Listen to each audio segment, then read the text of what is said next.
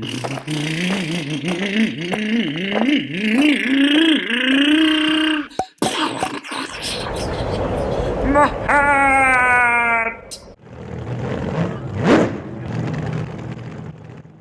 can skip to minute 2:55 for the race. This is Formula 1, but I am going to talk about how I overheated my motor on purpose just to test it. So 147.3 Celsius, that's about 297.1 Fahrenheit. 157.9 Celsius is about 316.22.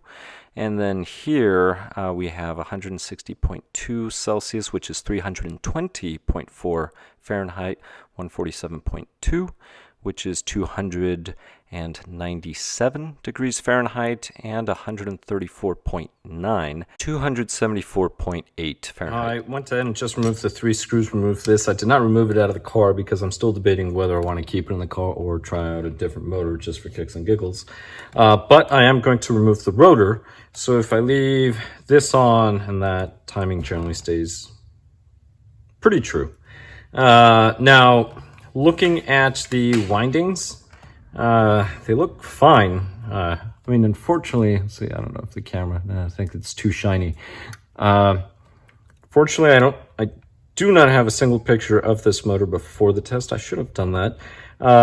Part of the enamel, for example here, looks shiny, but then toward the bottom it looks opaque. I have no idea if that's normal or not. I would have to take another one out.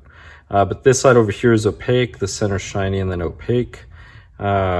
Shiny near the can, and then opaque toward the center.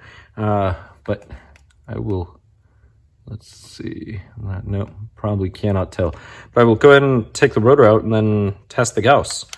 So the original Gauss numbers, we had 1627 over 1580. So 1627 Gauss for one side, and then 1580 for the other side of the magnet. Oops, it sounded worse than it really was. It was just the body. Scandalous body. Let's go ahead and zoom this out. As I mentioned before, the original numbers I had for this rotor when it was brand new, I had 1627 and 1580 Gauss. So if we compare that to 1599, 1577, on the top end, that's less than 2%, 1.7. On the low end, that's 0.4%. In other words, it doesn't matter. Nothing happened to it. So I'm not saying that it doesn't matter if you overheat your car. Now here we're starting the race, and I hit the little apex thing because it was sticking out, so now I have to catch up. Anyway, moving on. Oh, there's also a quick little note. Be careful when you go on the straight. Don't get too excited. So somebody got a little too excited and then accidentally rear-ended somebody. But anyway, you're going to see that. But anyway, moving on. So overheating the motor, I did this twice. So I did this for the second qualifier, and I did this for the C main. Now, there were a lot of people today, and competition was pretty good. I mean, some of our times were pretty close, say, to mid B main, mid to bottom B main here on C main. And then some of the times in the B main were very close to mid, bottom A main. So long story short, a lot of people were very, very close. But every fraction of a second counts. So if somebody is running half a second laps faster each lap, it's going to add up, and that individual's going to lap you. That's what happens, little mistakes like that. I was yelling end of straight. I was afraid somebody would come and hit my car. But back to the motors.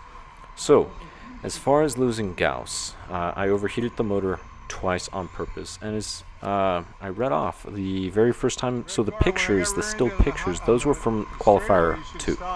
The short little video, that was from the main, from this race. So after this race, I took the temperatures, and the external temperature went up on the first race when I took it to the bench and tested it, 316 degrees Fahrenheit, so 158 Celsius. I'm rounding now.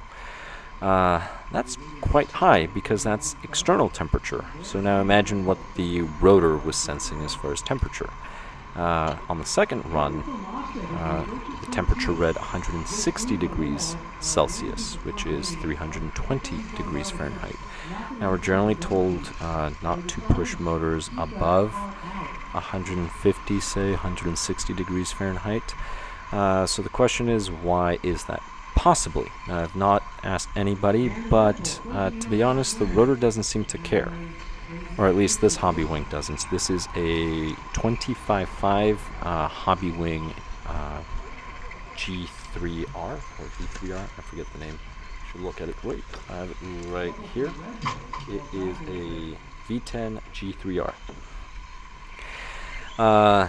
So I'm not really concerned about overheating the motor because of the magnetism, although it can lose. But if you look at Hobbywing's website, they do some pretty bold statements, which I think are pretty spot on as far as advertising their magnets. The thing is the bearings. I don't think the bearings would last, and that's the reason why. So this motor, I am going to just oil the bearings, just check them, make sure they're healthy. But that's honestly the reason why I think just people in general, just anyone racing, you shouldn't overheat your electronics on purpose. And I set the timing, I purposely ramped up the timing. So the spur is whatever comes with the oil fill diff. This is an Xray X1 and I bought the diff for it. Whatever the stock spur is, that's what I was using. It's probably an 83 or something. And then the pinion is a 45 tooth pinion, so that'll give you an idea of the gearing. And in the end bell, it's past the center hash mark between 50 and 60, which means according to the end bell it is 56, 57 degrees of timing. Now I should have used the analyzer to set the timing, but my goal was to try to overheat the motor on purpose. Now, during one of the races, I don't know if it's this one or a different one, there was a very strong smell of electronics. Somebody's electronics were fried. They were not mine. It wasn't my motor. So I just needed to put that note. But anyway, that aside, this was a very fun day. For the most part, I enjoyed my races. If you get a chance, watch the USGT, because I have a few comments there about a Surpass motor, Rocket-RC V6. Very impressed with it. And do watch the Sportsman video that goes along with this video, because I had such a great race during that video. And I don't remember the red shell right there on camera, right side. Good friend of mine. I do not take responsibility for his driving though.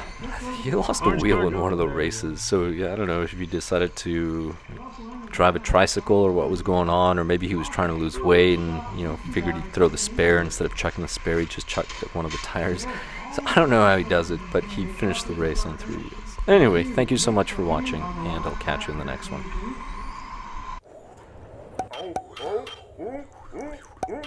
What? Oh, my hair! My tongue! My rod!